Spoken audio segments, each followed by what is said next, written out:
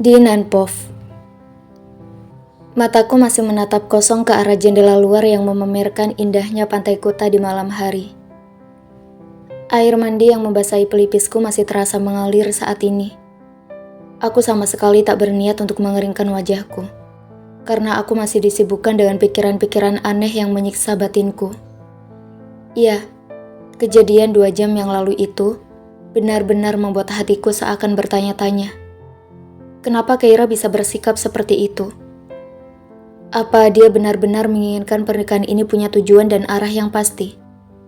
Atau mungkin Keira melakukan ini semua hanya karena ingin melupakan Ronald selamanya? Kak, kurasakan ada jemari halus yang mencengkram pelan lenganku yang hanya dibaluti kaos oblong putih polos. Dingin pun menyergap begitu saja saat keseluruhan jemarinya sudah menyentuh kulit lenganku. Bau sabun pun menyeruak begitu saja di hidungku. Namun aku masih tetap bergeming, tak mau menoleh ke belakang, menangkap sosok yang kutahu sedang berada pada jarak yang begitu dekat denganku ini. Pernikahan ini tak layak untuk dijadikan permainan. Aku akan mengikat kamu, Kak. Mengikat kamu atas kepemilikanmu pada diriku. Kurasakan cengkeraman tangan Keira mulai berubah menjadi sebuah elusan yang membentuk pola abstrak di kulit lenganku. Membuat aku beberapa kali mencoba untuk menelan ludah atas sikap yang baru kali ini dia tunjukkan padaku. Namun aku masih tetap diam, membiarkannya mengungkapkan apa yang ingin dia lontarkan padaku. Jangan pernah bertindak bodoh seperti tadi lagi. Karena ini bukan dunia sinetron yang membuat sang hero harus berkorban demi kebahagiaan wanita yang dinikahinya. Nada Keira memang terdengar dingin, namun cukup sukses membuat rahangku mengetat. Karena secara tidak langsung Keira sudah menyalahkan semua sikapku yang ingin mempertemukannya dengan Ronald kembali. Dan apa dia bilang tadi? Pernikahan ini bukan permainan. Dari awal aku memang tak pernah menganggap pernikahan ini permainan. Namun aku juga tak ingin menjadikan pernikahan ini nyata karena itu pasti akan membuat Keira terluka. Tak ada cinta darinya untukku. Dan hal itu pasti akan berdampak pada masa depan yang akan kami hadapi nantinya. Kita sebaiknya... Kalimat Keira terdengar menggantung. Tangannya yang awalnya mengelus lenganku turun ke bawah untuk menggenggam tanganku. Genggamannya begitu terasa berbeda. Sungguh berbeda dari genggaman biasanya. Membuat aku seakan ingin berbalik dan mempertanyakan sikapnya yang begitu konyol ini. Apa dia mau menggodaku dengan semua aksinya ini? Kita apa, Kay? Kamu mau apa? Hah? Kuusahakan meredam nadaku agar tak terdengar membentak Keira. Meskipun sebenarnya kegeramanku atas sikapnya sudah mencapai ubun-ubun. Namun aku masih berusaha untuk menelan semuanya bulat-bulat tanpa mau menunjukkannya kepada adikku ini. Aku mau kita melebur menjadi satu. Aku gak mau kamu ngelakuin hal bodoh seperti tadi lagi, Kak. Kita harus ngelakuin ini demi masa depan kita. Bentakan Keira terdengar tertahan, namun sukses membuat mataku memicing sesaat. Dia pun melangkah maju untuk mendekatiku, membuat posisiku menjadi bergerak mundur, dan tubuhku akhirnya beradu dengan jendela kaca kamar hotel. Keira tersenyum kecut saat aku sudah tak bisa berbagi jarak dengannya lagi. Perlahan, tangannya pun menangkup kedua wajahku.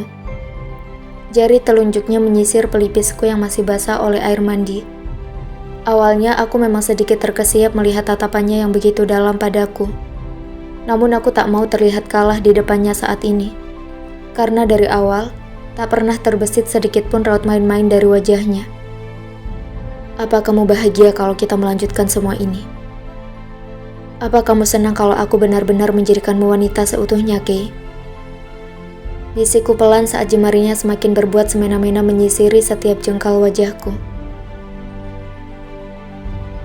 Aku bahagia. Lebih bahagia daripada yang kamu pikirkan. Karena dengan ini, aku sudah berhasil mengikatmu. Dan lain kali, kamu tak akan pernah bisa. Oke, cukup, Kay.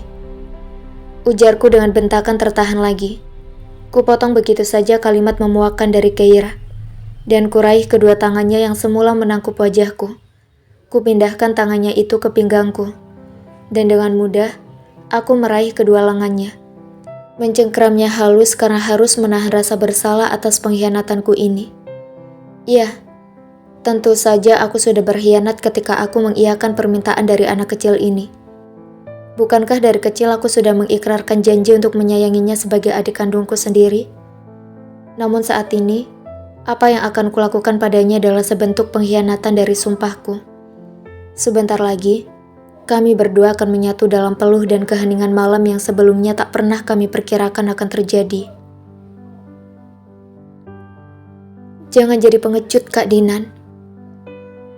Saat aku masih bergelut dengan pergolakan batin, Keira malah melayangkan tuduhan tak beralasan kepadaku, membuat mataku yang semula memicing menjadi terbuka kembali. Aku tak dapat berkata apa-apa dan sama sekali tak mampu untuk menanggapi nada sindiran darinya. Perlahan tapi pasti, aku menundukkan wajahku untuk lebih mendekat ke arahnya. Kutangkup wajahnya dengan gerakan yang begitu kaku. Dan dengan sangat ragu-ragu aku mencium sudut bibirnya, mencoba untuk merasakan sesuatu yang ingin kuhindari seumur hidupku. Namun belum sempat bibirku menjauh dari sudut bibirnya, anak kecil ini malah menggunakan satu tangannya untuk mendorong kepala belakangku. Matanya yang awalnya terpejam, kembali terbuka, sehingga membuat pandangan kami kembali bertemu dalam rasa yang tak biasa ini. Karena tanpa kusadari, jantungku mulai bekerja dengan tidak benar. Nafasku pun mulai terasa sesak dan tak karuan. Bahkan sekujur badanku bergetar seketika, membuat bibirku dengan sengaja memagut bibirnya lagi, mengecap kelembutan yang ada pada bibirnya. Bahkan pagutan kali ini terasa begitu dalam dan begitu bergairah. Apa ini yang disebut dengan hasrat manusia normal? Apa ini yang dinamakan insting hewani yang bisa saja datang tiba-tiba? Dan dalam gelapnya malam dan derasnya hujan yang membuat desiran ombak tak terdengar lagi, ku tatap lagi sosok wajah yang berada di hadapanku. Nafas kami sudah hampir sama memburunya dengan bunyi hujan yang turun ke bumi. Ku gapai kedua pipinya lagi, lalu ku cium kening, mata dan hidungnya. Ku tatap matanya yang terpejam di hadapanku setelah deretan hal menggairahkan kulakukan padanya. Masih jelas diingatanku bagaimana dekatnya kami sejak kecil. Kami sering berlari-lari di halaman rumah untuk sekedar berebut pistol air yang aku miliki. Aku sering menggandengnya supaya dia bisa cepat berjalan dan bisa bermain bersamaku. Di setiap sore, aku sering menggoncengnya dengan sepeda untuk sekedar main-main mengelilingi kompleks. Ketika dia sudah mulai tumbuh remaja, aku bersedia mengantarkannya kemana saja dia mau. Aku pun sering melihatnya meringkuk saat tidur di sebelahku dulu. Aku juga selalu menjadi pelindungnya ketika ada teman-teman lelakinya yang berani menjahilinya. Tapi saat ini, wajah cantik yang sudah mulai dewasa ini sedang memohon kepadaku untuk menunaikan ritual kami yang sebelumnya memang tidak akan kami lakukan dalam pernikahan ini. Kak, bisik Keira lembut ke telingaku, membuat syaraf-syaraf sensitifku seakan bangkit menjadi satu kekuatan penuh untuk menjamahnya. Namun aku masih tetap diam, bergelut dalam gumaman dan perperangan batin. Mungkin dia merasa ada yang tidak beres ketika aku berhenti menjamahi setiap sudut wajahnya yang sudah aku lakukan semenjak beberapa menit yang lalu. Dan panggilan darinya membawaku ke dalam kenyataan yang memang harus aku hadapi saat ini. Aku pun langsung memulai proses itu lagi. Proses di mana nantinya aku dan Keira benar-benar akan menyatu dalam sebuah keheningan malam. Kusentuh kepala Keira seraya mencium ubun-ubunnya, memanjatkan doa yang memang sudah seharusnya aku panjatkan untuknya. Ini adalah malam pertama pernikahan kami setelah beberapa minggu menikah. Setelah melihat Keira memohon-mohon kepadaku tadi, tembokku akhirnya runtuh. Meskipun ini aku lakukan hanya sebatas kewajibanku sebagai suami, namun aku tak mau menampakkannya. Aku begitu menyayanginya. Mungkin itu bisa jadi modal untukku agar bisa masuk ke dalam tahap berikutnya dan sampai pada proses akhir nantinya. Ku beranikan diri untuk menyentuh bibir mungil Keira kembali. Tiba-tiba ada semburat wajah tersiksa diperlihatkannya ketika harus menerima ciuman dariku. Namun cepat-cepat dia memusnahkan raut menyiksa itu dengan balik memagut bibirku. melumatnya dengan sedikit kasar tanpa ku tahu makna tersirat dari perlakuannya ini. Aku kembali tenggelam dalam keheningan malam, karena memang sudah ada sesuatu yang mendesak di pusat diriku untuk melakukan hal lebih, dan lebih lagi. Ini adalah risiko yang harus kami ambil meskipun pada hakikatnya, kami melakukannya tanpa didasari cinta dan kasih sayang sebagai pria dan wanita. Tanpa banyak berpikir, bibirku pun berpindah menelusuri setiap mili wajahnya. Maafkan aku, Kay, karena sudah melanggar kesepakatan kita. Aku sama sekali tidak mengerti apa tujuanmu melakukan ini bersamaku. Aku hanya bisa berharap, dengan melakukan ini kamu bisa bahagia. Karena satu permintaan darimu adalah 1000 tuntutan yang memang harus segera kupenuhi tanpa bisa menolaknya. Tanpa disadari, kami pun sudah berada di ranjang. Dapat kulihat dengan jelas mata Keira yang bulat menatapku. Tubuhku telah menindihnya, dan Keira pun telah menarik kaos oblong yang aku kenakan tadi kemudian membuangnya entah kemana. Aku masih sadar, dan Keira pun masih sadar. Apa harus aku dan Keira menghentikannya sebelum semuanya terlanjur?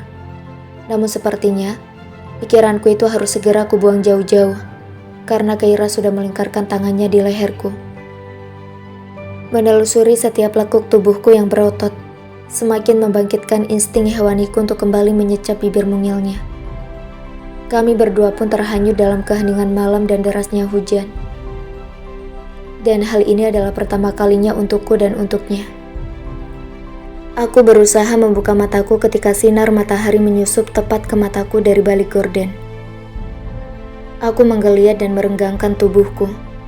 Kulihat jam dinding yang tepat berada di angka 9. Mataku meneliti ke sekeliling kamar, namun Keira sama sekali tak kulihat. Kemana anak kecil itu? Beberapa saat kemudian, ku dengar bunyi dentingan pintu seperti ada seseorang yang masuk, dan dapat kupastikan kalau itu adalah Keira. Aku beringsut dan menutupi tubuhku yang sama sekali tanpa pakaian dengan selimut. Keira mendekatiku dan duduk di tepi tempat tidur. Dia sudah tampak segar dan berpakaian santai, memakai kaos hitam polos dan celana katun krim. Lalu apa kabar dengan sesuatu yang sudah kami lewati semalam? Apa sesuatu itu akan memporak-porandakan hubungan hangat dan baikku yang sudah terjalin bersama Keira selama ini? Kakak sudah bangun? Tanyanya hangat sambil menyentuh pergelangan tanganku. Aku yang terkesiap dan gugup langsung berusaha menjauhkan diriku darinya. Dahinya mengernyit seakan terheran-heran kenapa aku terlihat gugup di depannya. Kenapa? Tanyanya polos. Dia masih berusaha mendekatiku. Ya Tuhan, perasaan apa ini? Kenapa aku menjadi aneh begini setelah melakukannya bersama Keira? Gak apa-apa kok. Kamu dari mana? Aku berusaha memperbaiki mimik wajahku agar terlihat santai di depan Keira. Tadi cuma jalan-jalan sebentar di bawah. Nadanya terdengar dingin. Bahkan beberapa kali dia mencoba untuk membuang muka dariku. Berusaha untuk mengalihkan pandangan agar tak beradu mata denganku. Oh, jawabku dengan nada yang begitu datar. Sejenak tak ada obrolan lagi di antara kami. Wajah Keira pun terlihat kaku. Aku juga merasakan sesuatu yang aneh darinya. Dia bukan Keira yang biasanya aku kenal. Dia bukan adikku yang biasanya cerewet. Apa kejadian semalam akan memberikan jurang penjarak di antara kami berdua? Kami tak lagi bisa berbicara bebas dan apa adanya seperti sedia kala. Jujur aku memang kaku dan gugup jika harus berhadapan dengan Keira saat ini. Karena detail kejadian semalam masih terekam jelas di otakku. Bagaimana kami melakukan semua itu? Bagaimana aku menyentuh setiap lekukan tubuhnya? Dan bagaimana kami menikmati semua tahap demi tahap itu. Lalu apa kabar dengan perasaannya? Apa dia merasakan hal yang sama denganku? Namun sepertinya pertanyaan itu takkan pernah berani kulontarkan kepadanya. Dan saat aku merasa sudah tidak ada lagi yang hendak kami berdua bicarakan, aku pun beranjak dari tempat tidur dengan dibaluti oleh selimut yang sedang aku kenakan. Kita pulang hari ini saja, Kak. Suara dari Keira menghentikan langkahku, membuatku berbalik dan mendekatinya lagi. Aku semakin merasa bahwa ada sesuatu yang tidak beres dengannya. Pulang. Secepat ini. Aku kurang enak badan. Mending kita balik ke Jakarta saja. Kamu sakit? Tanyaku khawatir sambil menyentuh keningnya. Suhu badannya terasa normal. Wajahnya pun terlihat segar bugar. Apa ini akal-akalan Keira saja untuk bisa pulang ke Jakarta? Tanpa banyak menginterogasinya lagi, aku pun mengiyakan dengan lunak. Mungkin memang inilah yang memang seharusnya kami lakukan. 2 minggu di sini tanpa tahu apa yang harus dilakukan, pasti akan terasa sangat membosankan. Apalagi hubunganku dan Keira tiba-tiba saja terlihat renggang. Sudah terlihat nyata jurang pembatas itu. Aku takut kalau jurang itu akan semakin besar kalau kami terus-terusan berada di sini. Semua rencanaku untuk membuat Keira bersenang-senang di sini hancur begitu saja. Ronald sudah meninggalkan hotel ini semalam. Dia berpamitan kepadaku dan Keira, dan dia pun dengan lapang dada menerima semua yang telah dilakukan Keira kepadanya. Meskipun manja dan masih kekanak-kanakan, Ronald adalah pria baik yang bisa memaafkan Keira begitu saja. Mungkin kita belum berjodoh, Kay. Itu adalah perkataan terakhir Ronald saat mengucapkan salam perpisahan semalam kepada kami berdua. Apa memang harus begini akhir dari kisah cinta Ronald dan Keira? Berakhir dengan ketidakadilan terhadap Ronald. Namun aku tak bisa menyalahkan Keira sepenuhnya, karena takdirlah yang berusaha memisahkan mereka. Andai aku bisa menciptakan takdir bak Tuhan yang sedang merancang kehidupan umatnya, mungkin aku sudah mempersatukan Ronald dan Keira kembali untuk saling mencintai. Karena aku yakin, masih ada cinta di hati Keira untuk Ronald. Dan satu yang patut kusyukuri, kalau Keira adalah wanita terindah yang dihadiahkan Tuhan untukku. Dia adalah adik sekaligus istri terbaik untukku. Dia benar-benar indah baik dari fisik maupun hati. Meskipun sama sekali tidak mencintaiku sebagai pria, tapi dia masih mau menghormatiku sebagai kakak yang sudah menyandang status suaminya saat ini. Dia tidak mau lagi memberikan hatinya kepada pria lain, meskipun hatinya memang tidak diberikannya kepadaku. Dia menyimpan baik-baik hati dan kehormatannya sebagai istriku.